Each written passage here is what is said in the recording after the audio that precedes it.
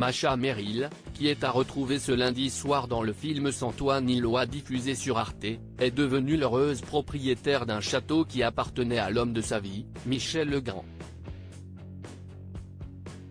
Masha Merrill, qui figure au casting du film d'Agnès Varda Sans toi ni loi sorti en 1985, a l'habitude de s'échapper régulièrement du tumulte parisien pour se ressourcer au plus près de la nature, dans le Loiret.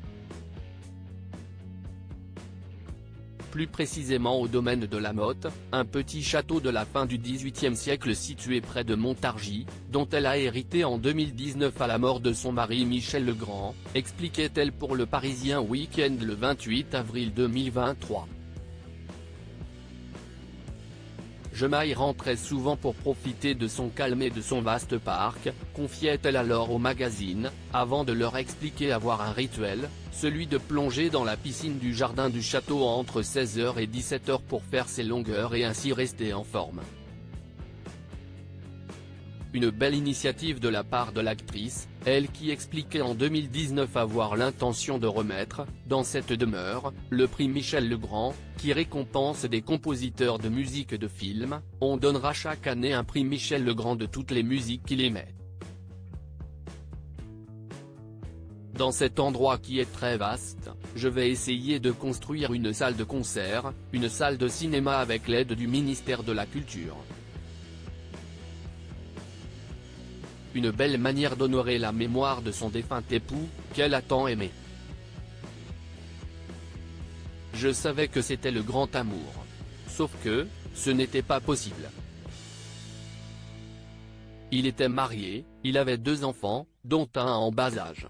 Tous les deux, on s'est dit, non, dans une autre vie.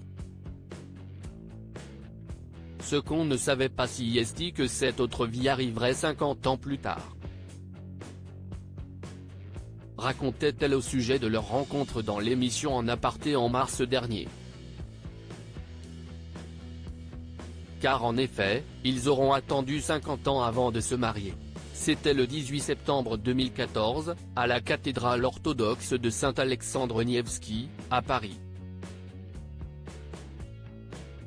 Masha Merrill est restée à ses côtés jusqu'à son dernier souffle, le 26 janvier 2019 à l'hôpital américain de Paris, situé à Neuilly-sur-Seine.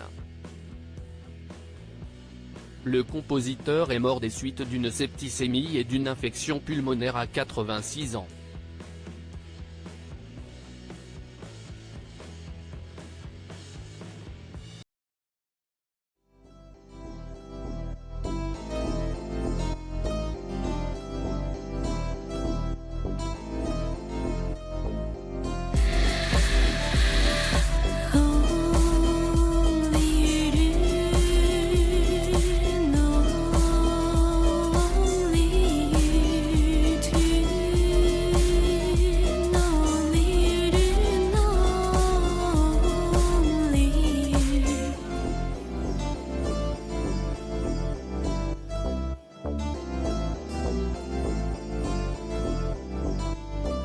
To